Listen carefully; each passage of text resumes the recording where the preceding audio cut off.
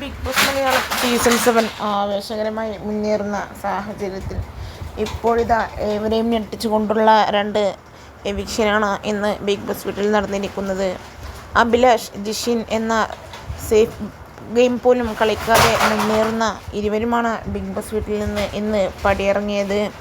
എന്തായാലും സാബുമാൻ പോലുള്ള മത്സരാർത്ഥികൾ അവിടെ നിൽക്കുമ്പോഴാണ് ഇത്തരത്തിൽ നല്ല രീതിയിൽ ഗെയിം കളിക്കുന്ന ഇരുവരും പുറത്തായിരിക്കുന്നത്.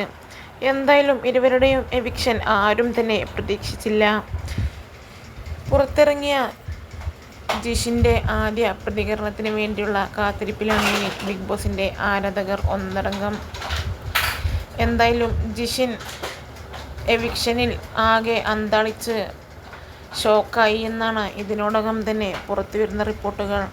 ജിഷിനാണ് പുറത്തായത് എന്നറിഞ്ഞപ്പോൾ ജിഷിൻ ആകെ ഞെട്ടിത്തരിച്ചു പോയി എന്നും ഇതിനോടകം തന്നെ ഒഫീഷ്യൽ സോഴ്സുകളിൽ നിന്നും വാർത്തകൾ പുറത്തു വരുന്നു.